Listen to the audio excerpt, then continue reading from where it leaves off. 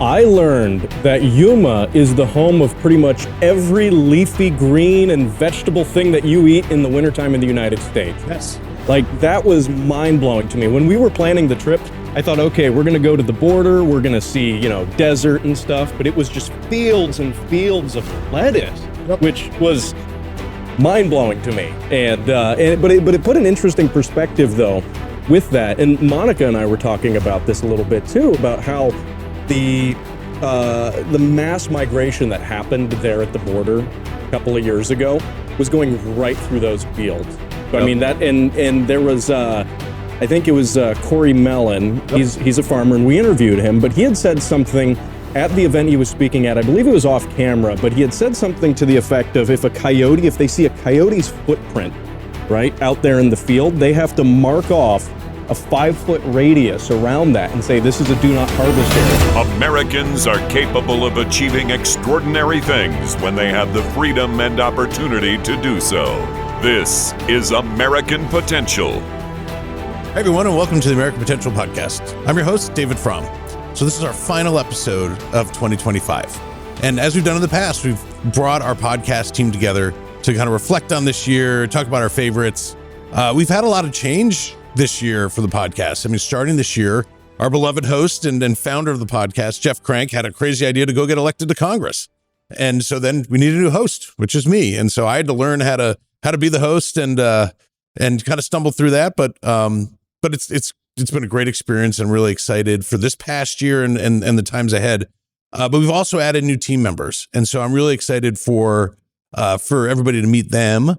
And then, but there are things that haven't changed. And what hasn't changed is that this podcast is really about stories. And that's best. It's about stories of ordinary Americans who really are doing extraordinary things. They step up to make a difference in their community and their state legislature to try to, really embody the American founding principles, or the American experience to get involved and make a difference for the better, so that all of us can really try to achieve our American dreams. So anyway, so joining us today is Hannah Catherine Braun, who is the brand media manager. We have Katie Schweikert, who is our brand content manager. Monica Haas, our beloved producer. John Quick is not here, but he does our marketing. And then behind the scenes, engineer Matt West. So anyway, thanks for being here, guys. It's a lot of fun to have you on the other side of the table this time and on the other side of the microphone. So I do love kind of this end of the year one. I was fortunate to do the end of the year wrap up last year, even though I'd barely done anything. And so it's very different this time. And it has been a year of different change. But Hannah, Catherine, and Katie, you guys joined us this year also. And so that's been a big change for you, obviously, and for us. So tell us a little bit about what your role is with the podcast. Yeah. So as the brand content manager, among other things, it's my job to go out and talk with the field about what stories we need, whether it's to help support our policy objectives, our founding principles, or just find those stories of extraordinary Americans doing great things. So I think that, it's really interesting because if somebody watches the podcast frequently, which I hope there's a lot of you, there's really, it's like, wow, how do you find these people with these stories? Well, Katie's one of the main ways that we do. I am the brand media manager. So as part of the media that I manage, that includes American Potential now, which is an honor. It's been so fun to get to jump into this podcast and work with you all. So part of that is positioning David, you as a host, which is so exciting. And then I've done everything from order catering for this team to help work on different episode briefs and everything in between. So it's really been an exciting opportunity to just help setting the creative direction here and making sure all of our I's are dotted and T's are crossed. Well, it's been a joy having you guys both on the team. I was a new guy, also kind of coming alongside you guys as the new people, but I've been so just impressed with how folks who like Monica who've been on the team, and then you guys joining in, how we've just integrated, and it's really been seamless. And like, we're doing bigger and better things. We're trying to innovate, trying to, keep the content new, exciting, and really tell but true to like what the purpose of the podcast has always been, telling those stories about regular folks, making a real difference. So I'm excited for, where we're going to go from here, because we're, now we really like each other. We work well together, and hopefully it'll be better and better. It'll show up in our product. So, well, before we get into our other questions, like I wanted to ask you, David, why did you want to become the host? And then like, because we threw you in the deep end for sure. Because I think you started like mid-December. Mm-hmm. And then beginning of January, I think you were recording episodes by yourself. So like, what was that transition like for you? Well, it was nice. I really enjoyed it, but it was brand new. I'd never done anything with frequency where I was like in front of a camera or on the microphone. I did radio interviews in the past, sometimes TV interviews, but nothing consistent other than like announcing sports in college, on the college radio station. So it was a big change. So kind of getting the mechanics down and understanding how to do it and understanding to try to feel comfortable so that then we can actually get, so that it's not getting in the way of like the stories that we're trying to tell. And I feel like we, climb that mountain. We're past that, and we can keep featuring the good content that we want. But I've so enjoyed it. I mean, working with the new team's been a lot of fun, and it's new people who I've always been really impressed with, and I think it's a credit to our organization at AFP and Stand Together that we just have really just great people who work here, and it's always been a joy when I meet new team members and work with them frequently. It's really been a lot of fun and edifying, frankly. But then to listen to stories of people who have real, who have either faced adversity or, took action to try to improve their communities, or innovated in some way to improve people's lives. It's just cool. I mean, there's sometimes I'm like, my gosh, I just want to like say amen after they're done talking and be like, my soul is better for this, So that's actually the really cool part of the job is like, I'm sitting here hopefully facilitating conversations and highlighting the stories of things that sometimes are really, edifying and kind of provide more joy and make life better. So that's a pretty fun thing to do. I think that's something that's missing from a lot of people's media consumption, Mm-hmm. and certainly a gap that I'm so excited about American Potential filling, and hopefully has already filled and will continue to get even better about meeting the needs of audience members who are just tired of hearing doom and gloom and need a little bit of hope and inspiration. Yeah, I think that's true. I really do. Well, so we did a series called The Big Ideas for Smaller Government with Jeremiah Mosteller, who's our AFP's VP for policy. And Jeremiah is still to this date our most frequent guest. He reminded me of that yesterday. But we talked about, the Doge effort and the cuts to we came up with cuts to all the agencies, and Jeremiah was the one who talked about that from the policy standpoint. Were there any that stood out to you, or anything that information that we shared that surprised anyone?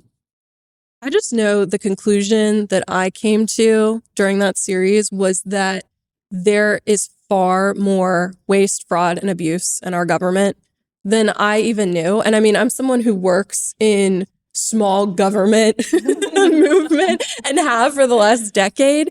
But it really just blew my mind hearing from someone who was able to quantify it, Mm-hmm. and then also take us through an exercise where we could cut that spending, that wasteful, fraudulent spending, and do what the government actually should be doing for the American people. So I'll say for the defense episode, it was really interesting about the $1,300 coffee cup. Mm-hmm. So, but the thing with that was these were cups that were plugged in for the planes. So, and it did more than just make coffee. Like it also was for soups and stuff like that. But the problem was when the handle broke, they had to get another $1,300 cup. And they figured out like 3D printing, I think is what it was. And it ended up being like a few dollars to actually replace it. So I thought that was crazy. And then the camouflage, y'all remember this? It was like $5 million for the camouflage. And then they found out like it didn't even work. Yep. So that was the other thing. So, but yeah, that I think that was, those were the ones that I was just like, what? That's crazy. So. Yeah, I think my biggest takeaway, just kind of on that waste angle, is realizing how much repetition there is within the different bureaucracies. And instead of figuring out ways to like partner with each other and collaborate with each other, it seemed like we were just making new programs or, not taking the time to really think through how we were spending our money and like what those other solutions could be. like they weren't leaning on each other. They were just finding new ways to silo themselves further. Well, yeah, I think one of the things that stood out to me was just overall, like, the duplication and repetition and the kind of myopic view. Like, this is what I do. I spend money here. And that the incentive really is to bring more money into your agency, to consolidate power and not cooperate, because your decision rights or the money that you have might get dispersed to elsewhere where it might be spent better. It maybe should be in that other agency, but the number of government agencies that have some sort of police force is unbelievable. Or the different the duplicity in terms of like disaster relief and response. I mean, the Department of Education has spends millions and tens of millions of dollars every year on disaster relief when we have FEMA, and just that kind of thing repeated. Probably the disappointing thing to me is to see how many commonsensical things that we talked about that resulted in what did we get to $2 trillion? It was over. No, what was our goal? 2 trillion. I think it was 2 trillion, somewhere around there, and we went over. And and these are very, like, this was a low hanging fruit, and yet Congress cannot even cut a fraction of that, even with the administration and the Republicans controlling. It's just I'm glad that that DOGE and like the winds that blew through, about the conversations about really doing cutting wasteful spending and bureaucracy happened. It just has to it's hard to keep that momentum up. And so I'm a little underwhelmed by what's happened thus far. Now I believe there are more reconciliation bills and other things coming, which should hopefully be able to help with that. So anyway, so one of our big focuses was also the Tax Cuts and Jobs Act, which eventually passed as part of the Working Families Tax Cut. We featured a lot of small business owners and regular folks who had pretty strong opinions and had, real world examples of how their business grew as a result of the 2017 Trump tax cuts and what, the continuation of tax cuts would look like and how it would affect them. Were there any stories that stood out to you guys from either small business owners or individuals? Oh, this was my favorite project that we worked on all year. I loved getting to talk to these small business owners. Mm-hmm. I think my favorite was probably Chris Thomas out of Ohio with Tri-County Towers. Yeah, he's one of my favorites for sure. He did a great job. I just remember in that first phone call that we had together, we were talking about what he was able to accomplish with the tax cuts from 2017. And he immediately started talking about how much he values his young workforce, young couples, young families, and like how he plays a role in helping them achieve the American dream. And I think with those first round of tax cuts, correct me if this is the wrong percentage, but he was the one that gave 30% raises across the board. Yep. Yeah. I mean, a direct result of those tax cuts is that he gave 30% raises to his whole workforce. Unfortunately, the folks on the left who are opposing this think that doesn't exist, but that's real tangible things that regular working folks. And he's the largest employer in his area. Yeah. It's rural Ohio, and he was the largest employer. So I mean, that's something of real significance. And then he also, he bought more equipment, more trucks, and everything. If the tax hikes had receded and went away, and we had basically had a massive tax hike, he'd have to lay off people. He couldn't operate in the same way. And I mean, that'd be hard as the largest employer in that area. Yeah.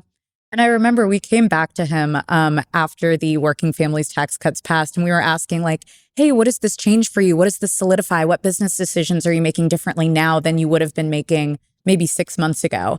And his answer, I loved it so much. He was like, I always knew these were going to pass. I had faith. I'm making the exact same business decisions because like I had faith that these tax cuts were going to get extended. Well, one of the important things that comes out a lot when we talk to these business owners, big and small, is predictability. Like they can't get jerked around. If you have a business and you're employing hundreds or thousands of people and you got to make investment decisions, you really need that reliability. You need to know what is coming, even if it's bad news. Like you need to know what's coming. And so I think a lot of them, when we would talk to them, would be like, well, the uncertainty is actually the real killer here because I can't make good decisions without that uncertainty. Fortunately, Chris was smart enough to make good decisions. She was an outlier there. Yeah. So I will say, what's his name in South Dakota? Oh, RF. Bowie. Yes. So love talking to him, but then like hearing how he would take for Team Bowie Cares and like be able to help his community through that. Like, I thought that was really good. But what I found interesting, like doing in the pre-interviews, talking with all these business owners, is like how much regulation actually affects them. Mm-hmm. So like with some of them, we actually ended up talking about some of the regulation that does affect them. And then also like how the Tax Cuts and Jobs Act helped as well. So. Yeah, I feel like my favorite thing about RF's story is I think it really turned on its head that idea of social responsibility and who it lies with.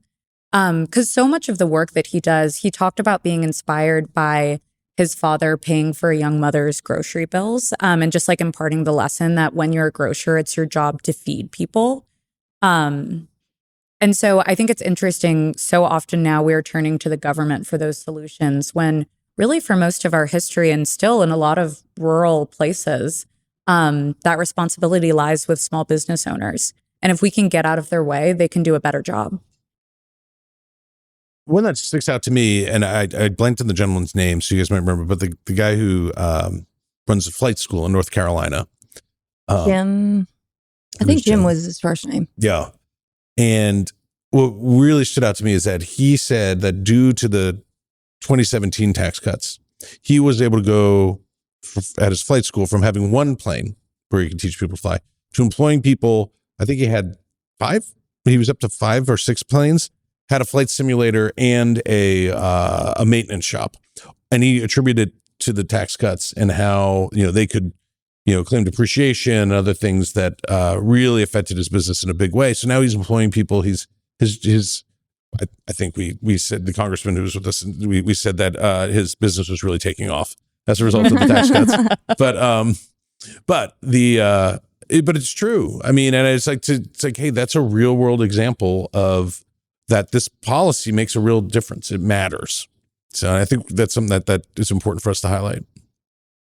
Well, we also got to travel a lot this year. At least some of us did. We went to Orlando for our AFP all staff meeting and State Policy Network meeting in New Orleans, where we ate well. Any stories from those that stick out to you guys? Well, I didn't get to travel with you guys, but, forgive the pun. The energy that came out of those Montana Energy Summit videos, those were some of my favorite. Yeah, Bozeman was great, even though it was cloudy and rainy the whole time. That's why y'all were there. Yeah. As soon as y'all left, the sun came out. Yeah, I really enjoyed the Montana Energy Summit. I thought was really interesting because that one was a lot of leaders, 2 governors, 2 members of Congress, including the chair of the Natural Resources Committee, a state legislator. And there was a sense of real optimism in the energy producing sector, which is so important to our national security, to our economy. But because of like the changes that the Trump administration has made in their approach to energy production, really trying to unleash energy abundance, I thought there was just a lot of optimism. It was like the obstacles are removed. Now let's figure out how to get it right. How do we help this? How do we harness this so that AI can grow responsibly and you have data centers, but still, have the energy that we need to just function as a society? And it was kind of a reoccurring theme that, things are a lot better now. Okay, now we can get busy kind of, really trying to have real energy abundance. One of my most memorable trips this year is all because of the American Potential podcast. I think, Monica, you booked Joel Inge in 2024, actually. And as part of my work on other media for the brand, we were looking for people with great one small step stories. These Americans who saw a need, took a step, filled the need. And so it's because of the podcast that he was really on our radar. And so I got to go down to Tyler, Texas and meet Joel. He is the founder and principal of Kingdom Life Academy in Tyler and has some amazing students who he is meeting them where they are and providing them, instead of the one-size-fits-all education opportunity that so many schools are offering, really providing them an opportunity to grow and learn in a way that fits them best. And so he was really on the forefront of the school choice fight. in Texas. And so I actually got 2 trips out of the deal because I got to go down and meet Joel and see his school and meet his students. But then I got to go to Austin, I think it was a few months later, because after a 40-year school choice battle in the state, the most comprehensive school choice legislation was passed. And sure enough, Joel got to be on the podium with the governor of Texas talking about the impact that this bill would provide for Texas families. And so just seeing that in action and putting the faces and the names to legislation, I think was quite a transformative experience for me. And it's all because of what y'all do. I mean, I think that it's so important to always keep the perspective as to why do we want to pass better policy, right? I mean, that's AFP's goal here. But it's not just about getting the win. That doesn't really mean much. It's about how it affects people's lives and how it makes people's lives better. And so Joel and his students was such a great example of how passing the Education Savings Account program in Texas is going to, really unleash education options for them and allow them to service more students and have these students, really be able to take advantage of having education the way that their family thinks is the best way, and hopefully get a better education and lead more successful lives, and have a better shot at the American dream. And, when we like I said, we like to talk about policies, which are important, but they're just the vehicle to really improving people's lives. Well, so we also went down to, just a few weeks ago, Yuma, Arizona, and we're with Chief Clem down there at the border, talking about the challenges of the border and some of the changes that we've seen there. So Matt, Monica, you guys are with me down there. Any things that you took away from that trip?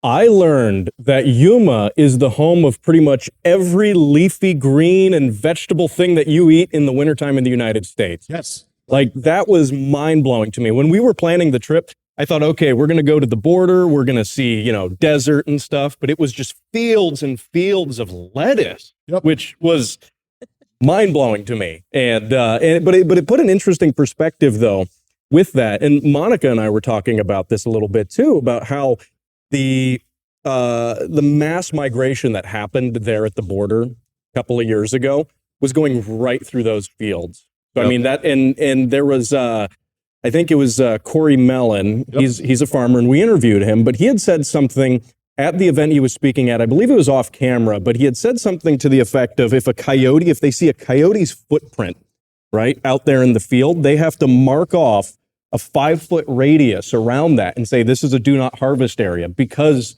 a coyote walked, 5 feet within that area. That paw print was there. Well, imagine that now with people, not just a, coyote who might not going to mess with anything really, but, with people, thousands and thousands of people walking through those fields. I mean, imagine the impact that had on the farming and agricultural space there. That to me was really surprising. Yeah. And that was something I didn't even think about when we were hearing stories about the border a couple of years ago. It was totally off my radar. Well, it had such a deep economic impact. Like, if you were a farmer, your entire field could be, you'd have to not harvest it because, people were there, they're doing what people do and just making it an unsafe food supply. So you just had to either flood the field or kind of take it all out. And that cost them ultimately millions of dollars. So I was going to say, though, if you go on Google Maps, like where we were, because that's what I do, and you go down to street level, this was taken back in 2017, the wall is not there. Mm-hmm. So it was very weird looking at, like, you had the border and then you had all these fields. And so that, to me, I thought that was kind of, I guess, eye-opening. So I will say the other thing that Corey shared was talking about when the government shutdown happened. Yes. And because it shut down at like the worst time for growers. Because I think that they were starting to get the workers for the harvest because they had already planted. So they were starting to get workers for the harvest. And because the government shut down, they were having issues with the visas. Mm-hmm. And so I forgot what he said. They got it worked out somehow. They were able to get the workers before the government opened back up. But I was just like, they lost weeks of the harvest, and it really is a very pressure packed time. Well, I think it's like 14 days. Is that what he said? From the time they harvest to where then it's like not good, or it needs to be in the stores or something like that. So so it's like, it's quick. Yeah, I was really interested in what the mayor of Yuma talked about, how the impact that just the kind of the mass migration that was allowed to happen under the past administration, it was just frankly so irresponsible. And like them being a border town, they were so impacted, but also like they were very pro immigration because it's essential to their economy. And, you have people every day who come from Mexico and have for decades to come and work in those fields, have a great relationship. They can make more money than they ever made before. And then you have multi-generation families who come and work there, and then go back and sleep in their bed at Mexico and then come back and stuff. So they are not at all anti-immigration. They just want to have responsible immigration and like a border that we can actually control and is secure. And I think the thing that really stood out, talking to Chief Clem, who had been the sector chief there, is the difference between the administration under Biden and how the border was managed right there, and you said like 1,100 people a day coming across and traipsing through the town versus now, and it's like 12 a day or something, if that. And it's such a stark difference that when there's a resolve to go and really just enforce the laws they had, that it really changed the narrative. Not only did it changed the actual reality for folks, but he also was really, a few of them talked about how the president saying that we are not open for just unfettered immigration was the most impactful thing, because it's a downstream effect. The folks coming from Central America, coming from all these other countries. I mean, no longer is this like, these are not Mexican nationals immigrating coming to the U.S. over the border. It's folks from, they said, I think 116 countries that they counted one year. It's unbelievable. So I just thought that was really interesting, really stark. It was so good to be with Chief Clem and with the border behind us. That was pretty cool. And if I can add on that, by the way, the helicopter had a great cameo in that podcast. Yes. I love the helicopter in the background. That was cool. I was glad that Monica ordered that up. Yeah. Was that on the podcast budget? Yes, sure was. Yeah. So I will say that was our first episode that we ever did outside. Yay. I didn't realize it after, I think we're like 400 or so episodes in, and that was the first one outside. And it was even windy. The stuff all blew over at one point. Oh, my word. It was fine that morning. Like, it wasn't windy that morning. And then, so we've got the light diffuser stuff on the stands and everything. And we were all like having to hold it down to make sure that it didn't like blow over in the middle of it, because the wind decided to show And up. Monica's so tiny, she just lifted up in the air. I'll put sandbags and helicopters in the budget for next year. We were picking up rocks and like putting it on this stuff to keep it from falling over. We're scrappy. And then we were holding it all down too. A few human sandbags there too. Just lay on it to make sure it doesn't go anywhere. So overall, as you reflect on the year, are there any guests that stood out to you that were your favorite? I have to brag on my friend and former colleague, Becca Dowie. So Becca and her husband, Bill, and I all work together at the Leadership Institute, which I know many of us are familiar with. And it's just so cool to see someone that you kind of grew up with, in a sense. I mean, we got our start there, and seeing her put to use the skills that she really honed into something that was near and dear to her heart. Becca was a caregiver for her mother, who passed away, unfortunately, and is now really a beacon of hope for others in that situation of caring for others. I think that they're kind of a silent sacrifice that so many people don't see, but those people are really working hard to lift others up. And so seeing Becca starting her own nonprofit to make sure that those people are served and have the resources that they need to give of themselves and honor their friends and family, I think is just incredible. And I would have loved to say I was part of her success, and I wasn't, but it's cool to see that we came from the same place. So if it's possible for her, maybe one day it'll be possible for me. Nice. Well, I that's one of the episodes where I had a colleague come to me and say, "Hey, I watched that episode and I was really inspired. It was really meaningful to me, because of something they've been going through in their life, and they kind of out of the blue just brought it up." And I was like, "Oh, that's really great. I'm glad to hear that." So hopefully other people found it meaningful too. That's awesome. See, she's just impacting people far more than she even knows. So I'll say I have a few, just because I get to talk to these people ahead of time. So Gail Nichols from South Carolina, running this little pet shop, or no, it was pet supplies, something like, I can't remember what it was. Supplies. Something like that. And so anyway, love talking to her, but she like just wants to run her business. But to do that, she has to go through all these regulations and get all these permits and get. So anyway, so she actually went and testified. And I can't remember the name of the bill, but basically like trying to reduce regulations, for small businesses. And then Stacy from North Carolina, who helped out, she worked with an organization that helped veterans. But then when Helene came through, she shared like how the organization she was working with, how they help veterans, and even the veterans that were like in Asheville when it hit, like what they, how they helped them out. So, and there were so many people that I talked to. I'm trying to think. Our not Memorial, Veterans Day episode with Dallas and Lorraine, I think is her name. And love talking to them. And then we actually got to hang out with them afterwards. Yeah. So, which we don't usually get to do. So that was fun. I think that my favorite was probably Mary Grace Rucker. She was one of the first One Small Step stories that I collected when we were starting that part of the campaign. And I just remember she had such an amazing way of telling her story that was so open and vulnerable, but also just so strong. And it was interesting because I think when we think of One Small Step, we really want to see like, hey, there was this challenge you had in your community, you took this action, and then there was a positive outcome and like you fixed it and you did it. And the end of her story was that they weren't able to repeal the Certificate of Need laws, but she was continuing to use her stories to fight for that, not just in West Virginia, but across the country. And so something about that was just so inspiring to me, where it's like, here's this thing that was so stressful and so hard for you to deal with. And instead of closing the cover on it and like not looking back, you continue to like pick at that wound and open it over and over again, because your story is something that can help humanize like an issue that we're having all across the country. Yeah, I did enjoy that. I thought that showed like real leadership from her standpoint. So one of my favorite episodes, there was a lot. And I just have such good fortune to be able to talk to all these people, and it's really inspiring to me. But probably David Houston, who works for us with Concerned Veterans for America.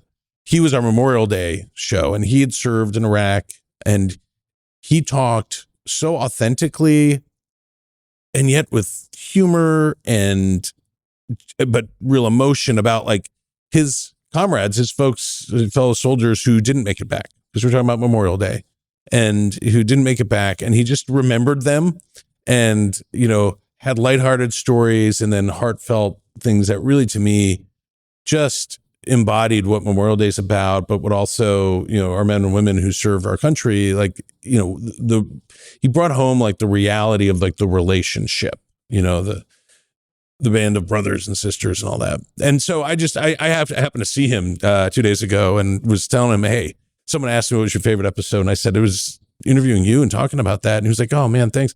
He's like, I actually shared that with some of my, soldiers that I served with, and they really felt like it was healing and it was very meaningful to them in just dealing with like the continuing emotions that connected to losing, really close friends in war. So that was probably one of my most meaningful ones, but man, is it hard to pick.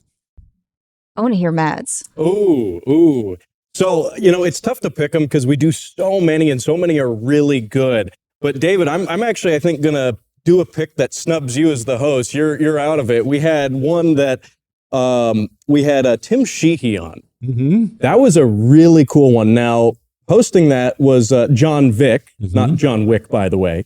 But I think he's got a cooler mustache than John Wick. He's almost as cool now. Yeah, and he hosted that one, and it was really cool hearing Tim Sheehy's veteran experience, but also how he's tying that veteran experience to leadership, in our country now, and to the leadership that he's a senator from Montana. Yeah, exactly. And I thought that was really cool. That was a fun interview, and it was cool to see his perspective on that. But we've done, again, so many. It's like, pick your favorite. And like, pick any of them. They're great. They're fantastic. Matt, as the audio engineer, mostly likes it when they speak clearly and close to the microphone. Yeah. Those are really close to that microphone. Those are really his favorite ones. Yep. Well, as we kind of look to next year, what do you guys look forward to? I'll say, well, because we're doing big events next year, and so we should be trying to be at each of those. So I'm excited for that and to hear, stories from people in the community, volunteers, what their personal stories are. So that's just always love talking to people anyway. Yeah, you mean as part of the celebrating the 250th anniversary of America, we're going to be hitting all these events that AFP, Libre, and others are hosting, and that should bring out some really cool things to talk about our founding principles and kind of meet more and more people who really are living those principles out. Yeah, I was going to say, I think the One Small Step story is celebrating America's 250th. Mm-hmm. I always say that my favorite part of this job is, no matter what's going on, whether there's something bad in the news or something bad going on in your life, like I can always tell a good story of something that's happening in our country. And so I'm excited to be able to share that. I'm going to get a little more tactical here and say there are two things that I'm looking forward to. One is making David more famous than Joe Rogan, which Monica will appreciate. Far less interesting. And, I am working out though, and I'm going to start wearing a black T-shirt when I feel confident. One small step, right? We need lots of series of steps. Yes. And then the second thing is, if you're watching this and you think David needs a new set, leave a comment on a platform that you can. And I will share it with our managers because I think that would be really cool to get. There's some stuff in the works, hopefully there. Yeah, we've definitely this year had a few different backgrounds and different setups, and then doing more remote stuff. I'm actually interested in this year doing some more remote things. I think we've really gotten better at it, and it's super fun. And it really kind of being able to go to folks and capture their stories is pretty cool. And I think the interactivity is nice, and hopefully folks like watching it. So. If folks are watching and you go to obviously all the platforms that we're on, and you can leave comments if you like certain stories and don't like other ones, tell us, because we'd like to make ones that people like rather than don't like. And if I can add on that, by the way, for being on the road, it is fantastic doing these on the road. I love doing these on the road because not only do we get to go to cool places, that's fun, but importantly, we get to talk to these people face to face. And that's one of my favorite parts. You actually really get to sit down, hear these stories, and interact with these people in person. I think there's something to be said for that. And also, David, just so you're aware, our previous host, I made him carry the heaviest bag out of all of my equipment bags. So just brace yourself if we're doing more travel. Yeah, so you get the heavy one. You didn't do that in Montana. No, I told you that's why I'm working out. So I'm actually kind of saving him up here. I'm going to give him a really heavy bag once he's putting on the muscle. So and they have gotten heavier. When we were at the State Policy Network in New Orleans, we did a dozen episodes, and a few of them we didn't anticipate. So one of the nice things about being on location somewhere is that you might have like not quite walk-ups, but in a way it's like, hey, actually it'd be great. So let's, we might not do all the prep that we would, but it's like, I know enough. We can have, at the essence, if you have a good guest who's really interesting, it's about having conversation. And so hopefully I can carry on a conversation. And then those turned out great. I was really happy with that. And it kind of, I think, gives us some confidence as to like how we can be nimble to try to capture that right story at the right time. So. Y'all aren't making a great case for the new set. So you don't want David to carry the heavy bags then? That's what you're saying? You're on his side here? Only if it makes him Joe Rogan. Well, we better get some cigars with that new set then too. So, all right. Well, hey, I want to tell you, as the new host still, I don't know if after a year I'm still the new host, but I greatly appreciate what you guys do. I mean, you make this thing go, and it's hopefully folks appreciate it and enjoy the product, but we're going to keep improving, keep getting better and better, but, essentially really tell, the stories of folks out there who hopefully can inspire other people to kind of take that step and improve their community, help people achieve their American dream or realize their own American dream. So thanks for what you're doing, and thanks for being great colleagues too. Well, hey folks, if you like this episode and would like to stay connected with the podcast, be sure to like and subscribe to our channel and follow us on Facebook, YouTube, and Instagram. And always remember, liberty and freedom are easily taken for granted. Don't take them for granted. Go out there and defend freedom and liberty. Thanks for listening, and we'll see you on the next episode. Thank you for listening to American Potential. You may listen to more stories from Americans working every day to expand freedom and opportunity in their communities by visiting AmericanPotential.com.